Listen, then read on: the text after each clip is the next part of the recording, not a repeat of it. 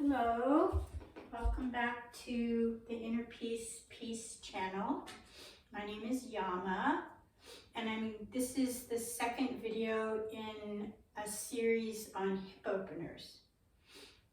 You can find this series on my website, which is www.innerpeace, peace.com. innerpeace.com. Please, if you're interested, hit the subscribe button, and if you like this video at the end, please give it a thumbs up. It will help spread this teaching. Thank you. Okay, so today we're going to do some standing pose hip openers, which are standing poses, though they are quite challenging for beginners, are the poses that most benefit beginners. And so that's why I'm putting these standing poses towards the beginning of the sequence. There are some less strenuous hip openers, but I'm going along with the teaching and sequencing that Mr. Iyengar gave, which is to work on standing poses when you are new to yoga.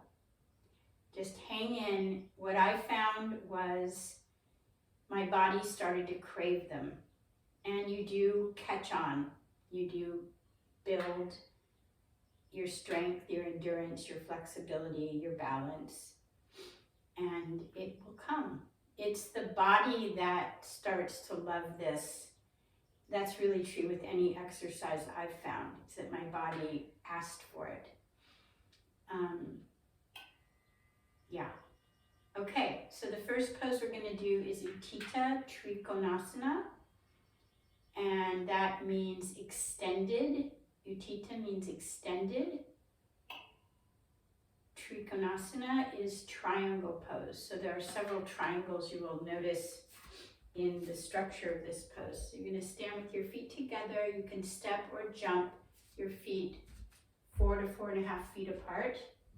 Make sure the outer edges of your feet are parallel to the edges of your mat. Set your mat up parallel to the walls in the room. That's why I'm in a little bit of an angle from the camera, because my room is small, but I need to stay with the alignment of the room. It's very supportive because all of this movement and posturing is based on an alignment. That's what you're achieving, putting things in line versus out of line. So on top of each other, in other words, and extending. So you're going to take your hands on your hips, and from your hands, lift your rib cage, lift the sternum, open the shoulders, feel the shoulder blades behind your back, moving towards the spine and towards the waist simultaneously. Breathe. I'm noticing the sound of the heater. I'll just leave it for a few minutes. Anyway, from your hands, stretch down into your legs and become aware of your feet. And notice the 4 corners of your feet and engage the quadricep muscles. Then you're going to rotate the right leg, which will be your front leg, to 90 degrees to the right. So the toes are facing forward and your heel of this front right leg is lined up with your arch of your left back leg.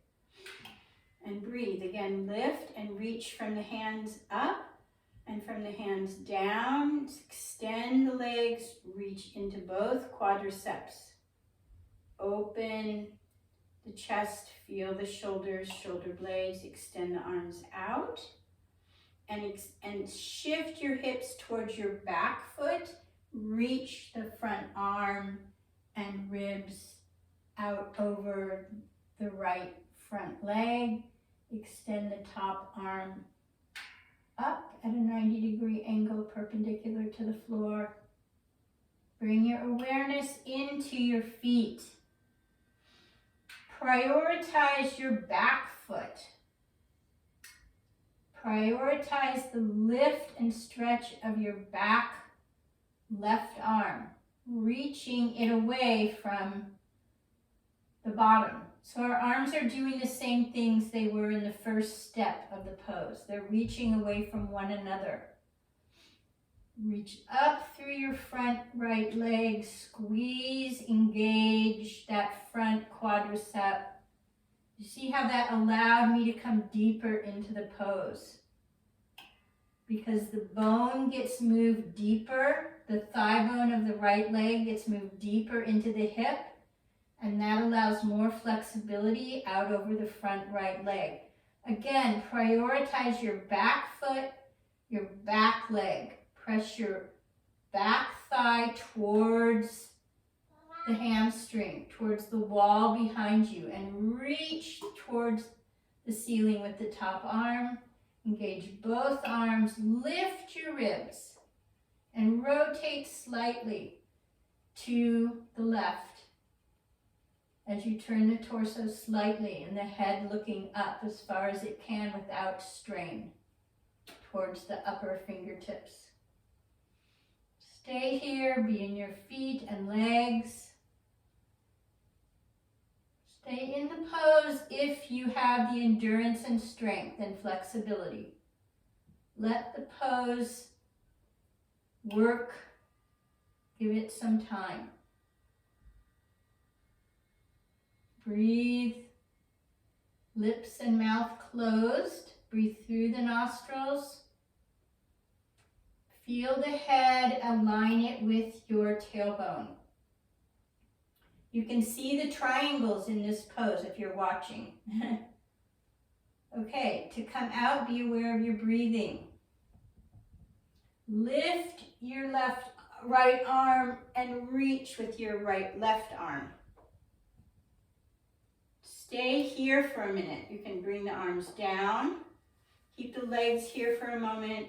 Be aware as you bend the front leg to turn it forward, the foot forward. Be aware, come out slowly. These are strong poses, and you need to come out of them as carefully and consciously as you went into them. I'm going to turn the heater off.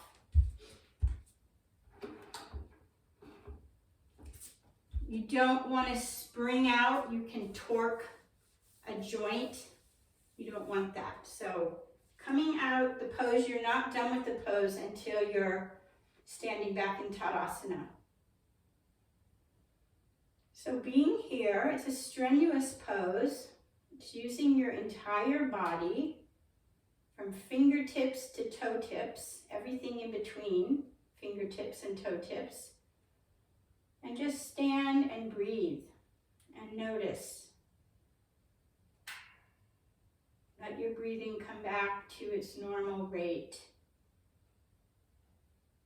Engage your legs and lift the ribs.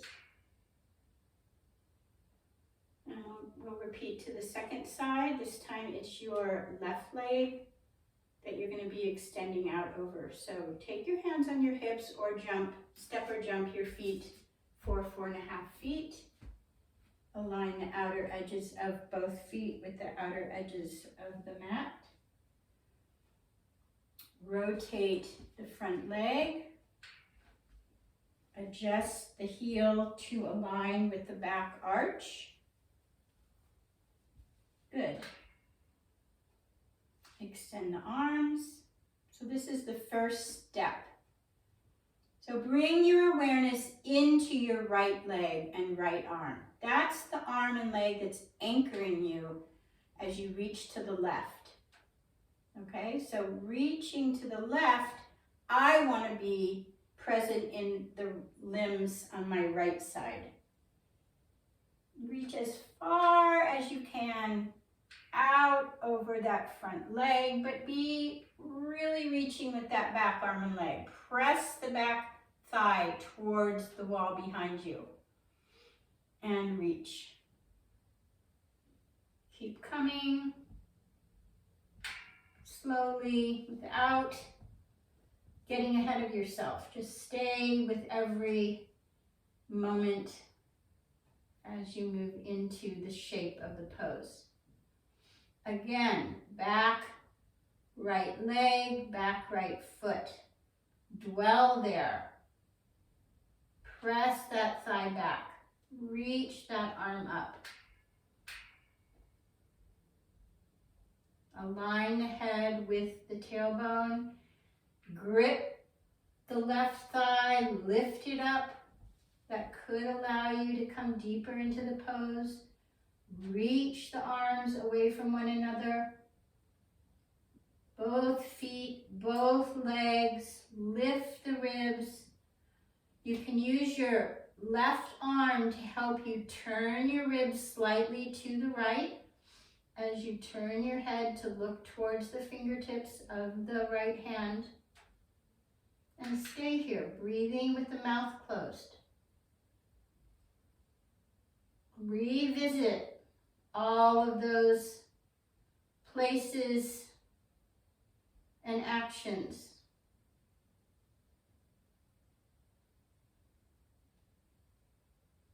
Let the pose continue to work. Be in your heels. Be in your balls of the feet. Gripping, contracting your thighs. Reaching through the arms and palms. Lifting the ribs. And then to come out, become aware of your breath. Extend the lower arm up and reach through your right arm. Take your hands to your hips and then rotate your front leg, foot forward. Take a few breaths, slow down, and then come back to Tadasana.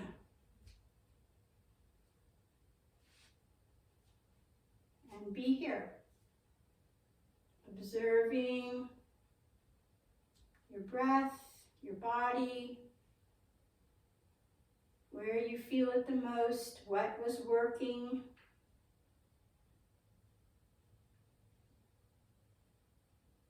So you can see in this pose that the hips are being asked to open. And I didn't mention that your front leg is going to be rotating, turning. And we're going to get a chance to work on that in the next poses too. So this hip is moving this way, and the front leg is moving even more because it's already turned. So there's opening the hips, okay? So in the second pose is called Virabadrasana 2. And you're going to open up a little wider, maybe 5 feet if you can, 4.5 to 5 feet. Again, line your heel with your back arch. And this time, extend. So I recommend that you watch and then replay it and do it with me. So watch, because that way you can take in the instructions and see. Seeing is a big part of learning yoga. Seeing the body, noticing what is happening in the demonstration so that you can do the same. Okay, so I'm extending the arms and legs, reaching up, lifting the ribs, extending out. So even this is strenuous. Your heart starts beating. It's aerobic. You're going to stay in the left side of the body as you bend the right leg. Knee over the ankles in this front leg. And extend the arms any amount. Reach into that back leg. Reach out through that back arm. Press the front knee towards the right ankle. Push it out or towards the wall if you have one behind you. Push that knee away from the center of the room. And reach, breathe, lift the torso. Very, very, very strenuous. Be aware of your breathing. Straighten the leg. Bring the arms down. hips are a good place for the hands. Turn the feet forward and come back to Tadasana. And again, be aware of your breath. Be aware of your body. Be aware of your state. I can feel that I'm becoming quieter. Even though I have to speak loud for the video, there's a quieting for me, a slowing. It's nice. Something is getting slowed down and quieted. So I'm noticing that I've been doing yoga since 1994. So that's 27 years or something. I'm noticing that when you've got a lot of, even anxiety, when you have anxiety or when you're a little bit stirred up, it's a great time to do yoga. It gives you the adrenaline for this strenuous stuff. I'm not advising people to become anxious. I'm not advising people to be stirred up, but we may encounter those states in us. And it's a great, great time to get on your mat and practice because you have the energy. And what happens is as you focus, as you use your body, as you come into your body, there's a great deal of concentration going on. This quiets you, like I'm finding in this moment. This settles. Your mind is off of those issues that are upsetting and unsettling. And it brings you into yourself. It brings you deeper and deeper into the quietness that's always in there, but not always found and experienced.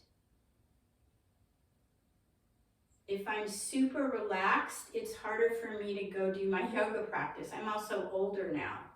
I think that has a lot to do with it, but I'm really noticing that when I'm a little stirred up, it reminds me that that's why my yoga practice was so important to me in my earlier years, because there was more things in my life to be worked out. There was less of a feeling of being settled. That's just personal. It doesn't have to be that way. I hope it isn't that way. But I'm just noticing that energy was energy that brought me energy to do my practice and also brought me a motivation. I needed to be in my body and become focused. And then I got that relief and release of being settled and more centered. That's all. I've said too much, but second side, Virabadrasana 2. Virabadrasana is a warrior pose. 5 feet, 4.5 feet apart, outer edges of the feet parallel to the mat. Engage the thighs. Lift the ribs from the hands and reach into the legs from the hands and feet. Reach into the legs and feet from the hands. Okay, extend the arms. Rotate your front leg 90 degrees. You can check by looking. Adjust your toes so that they're not turned in or out too much. Come back into your right leg, right foot, right torso, right arm. Reach into those arms, your right arm and leg, those limbs. And as you reach, it's just like you're pulling a bow back to shoot an arrow. I know we don't do that, but we do know what it is. And so when you are reaching with these back leg and arm, these back limbs, you are pulling that bow back. And that helps you afford to bend deep You want your front thigh to be parallel to the floor. That's quite a deep bend. Then reach into those back arm and leg again. Pull the bow back. You're supposed to look out over your front fingertips as you pull back through the back arm and fingertips. Press that thigh away from the groin towards the little toe. Lift the torso, reach and grip into the arm muscles and through the palms. And inhale, straighten the front leg. Release the arms. Turn the feet forward. Just take a breath here. Keep gripping the legs. Release the shoulders. And bring the feet together. Virabadrasana 2. So if you've watched the demonstration, you can stop the video here and now replay it and do the pose along with the video. That's really true of all these poses. Okay, third pose is Utthitha Parsvakonasana. And for this pose, I suggest you get 2 blocks or bricks. Wooden is the most substantial. I personally like the wooden the best. And you put them where your feet are going to be after you open your legs. And this is again a wider stance than Trikonasana. You want them behind your feet. And come back to Tadasana. So just watch the demo and see what you can see. See if you can see the thighs gripping. Take the feet 4.5 to 5 feet apart again. You're going to be bending that knee, so it needs to be extra wide. Lift and reach. Lift the torso, lift the ribs, front, back, and side ribs. Bring the shoulder blades back, shoulders back, open the chest. Feel your shoulder blades going down towards your waist as your sternum, the front chest is lifting up towards your chin. Then, being in your back leg, rotate the front, right leg. Always go to the right side. That is because the right side is your solar side, and the sun is our primary source of life, and it's prioritized. It's thought to be the most auspicious because it's the most necessary energy for our life on earth. Okay, extend the arms out. You're going to be coming into that Virabadrasana pose.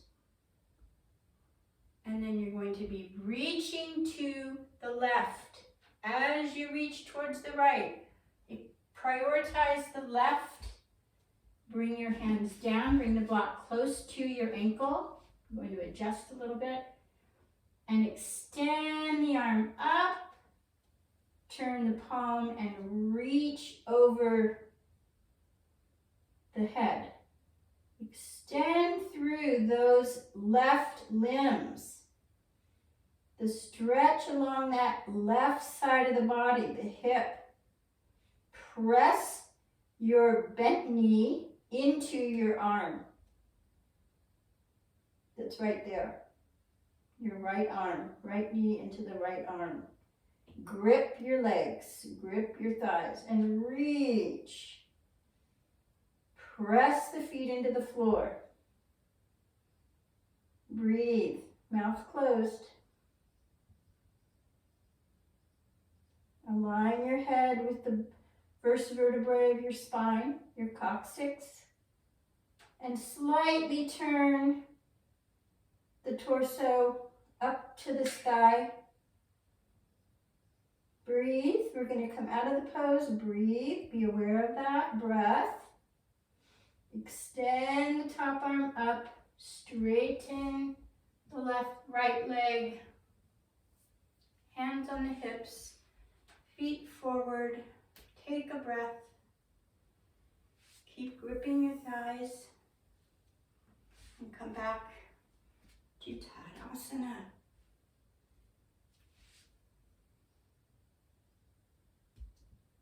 Stretch your toes, stretch the balls of your feet, grip your thighs, be aware of breathing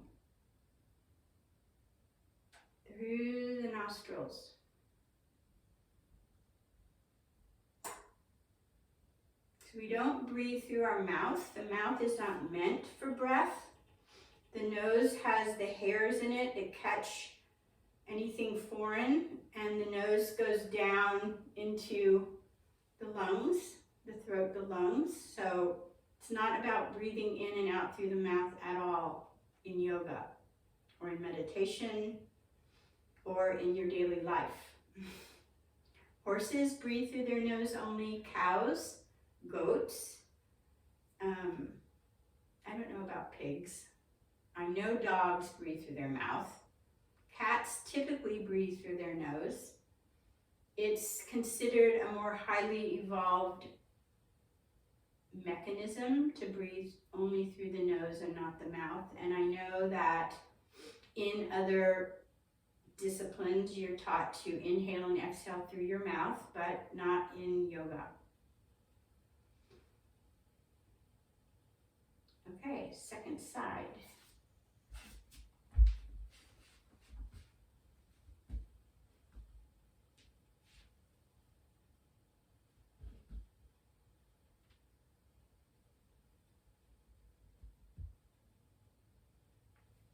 So for me, this side is more flexible. I can reach the floor more easily, especially if I've done the poses a few times.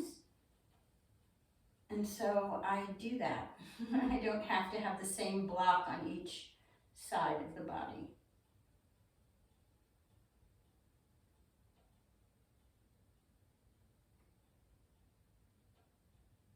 See the hip opening if you can.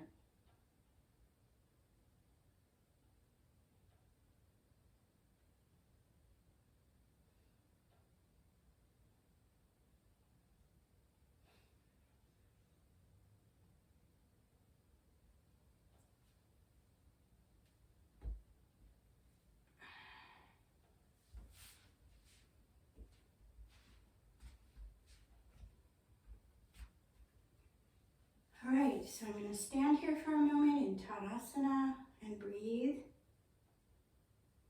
Let everything relax, my hands, my fingers. Again, I'm feeling my system getting quieter. It's more peaceful.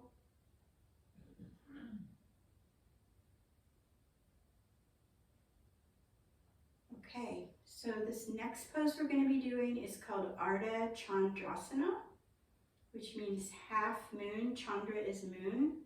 Ardha is half moon pose instead of full moon pose.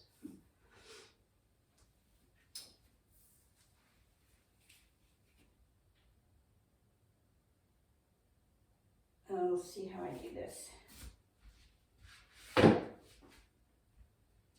Okay, so I'm going to start out in Tadasana. I'm going to come into Trikonasana, the first pose we did.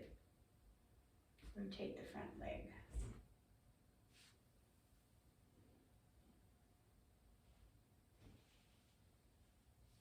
Then I'm going to bend the front knee, Parsvakonasana, and I'm going to bring my hand to the floor, my right hand, reach my left hand up, step slightly my back leg, reach and extend my back leg, straighten my standing leg, reach the top arm.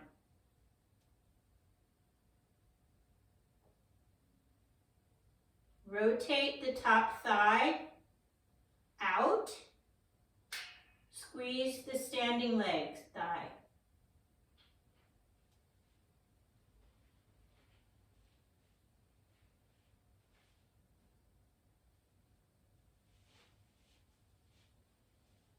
Bend the knee, Move back with the front hand, find the floor, come back into, I often do this, Parsvakonasana. You're supposed to come into Trikonasana. I usually come into Parsvakonasana. It's a similar stretch to ArdhaChandrasana. Then you can come up and do Trikonasana. It's kind of I don't find that to be very appealing. Just do either the Parsva or the Trikonasana. Come back to Tadasana. So when you are in ArdhaChandrasana and your top leg is reaching, that top leg, which was this left leg, is doing Tadasana. And you're using your foot as though you're pressing your foot onto a floor. And you're reaching through that leg just like I am right now in Tadasana. And Tadasana comes through all these poses. We're almost always doing Tadasana with our legs. Even if our legs are bent, we're still doing Tadasana with the foot. And that travels up into the leg. So that bent leg is doing Tadasana because the foot is broad, the toes are stretching, the arch is lifting, and that moves the energy all the way up even though there's a bend in the front leg. So you can always come back to Tadasana when you're in the pose. You need to. Let's do that on the second side.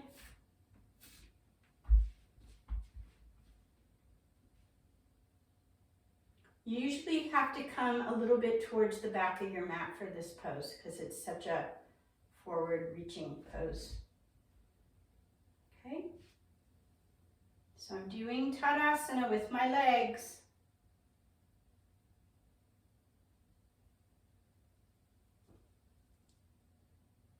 Here's Trikonasana. So doing Trikonasana prepares me to move to the next. Step, reach, lift. Extend the upper leg, extend the standing leg.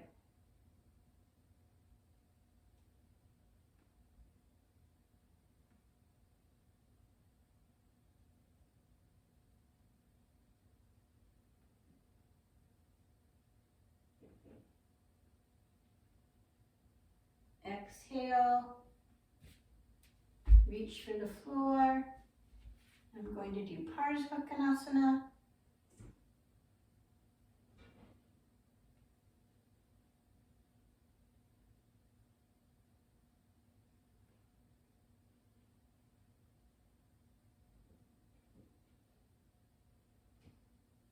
Extend, lift, straighten the front leg, which is very challenging. Turn the feet forward. Come back to Tadasana.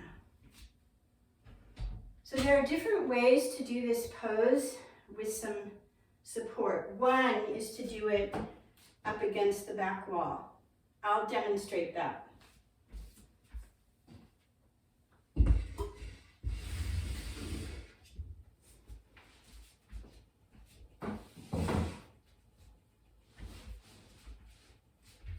So I'm at the wall. My bottom is touching the wall. I'm going to rotate the front leg and come to Trikonasana. You can do Trikonasana at the wall. If you're having your period and you want to have a quieter, less strenuous practice because you don't have your normal energy, or if you're not feeling well, if you're recovering from something, or if you just feel the need for support. The support allows you to work in a deeper, stronger way than you may be able to without having to balance on your own. So you don't have to be ailing in any way to use the wall. On hot days, it's very good to use the wall because you don't want to overexert. It's more restorative, and Some people live in really hot climates and the weather's getting really crazily hot all over the place these days. So knowing that the wall is there for your yoga practice encourages you to get to your yoga practice instead of saying it's too hot. Okay, so we're going to go into ArdhaChandrasana using the wall. So my head is on the wall, my bum is on the wall.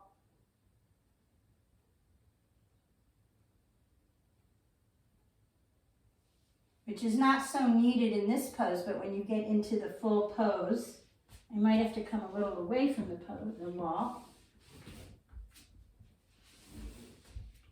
You have to space yourself correctly for your own body. So I'm not doing the balancing anymore this time. It's way easier to talk.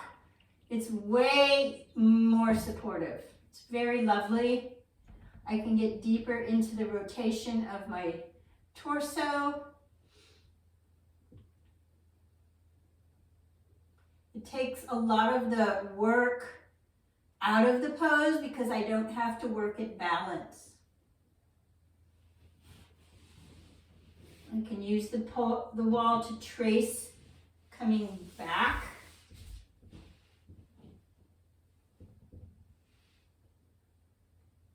So what I find is it allows me to go much deeper, more easily getting deeper involved, which is very, very beneficial to learning the pose, teaching the body,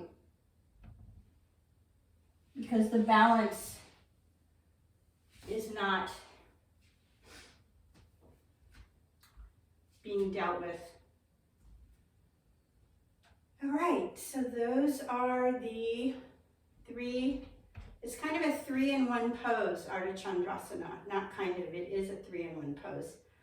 And it's actually 4-in-1 because it's Utthitha Trikonasana, Virabadrasana 2, Utthitha Parsvakonasana, and ArdhaChandrasana. So it's a very lovely practice, and this is how sequencing is learned and taught and practiced, so that you start your practice out with Utthitha Trikonasana, you move into Virabadrasana 2. You don't have to do Virabadrasana 2, you can move straight into Utthitha Parsvakonasana and then go into ArdhaChandrasana, or you could do all 4. Hope you enjoyed this, and I will see you in the next video. Right now I'm gonna, do some floor work to finish out this practice for myself, but I wanted to get these poses in there, and I will see you in the next video, the next hip opening video. Thanks so much.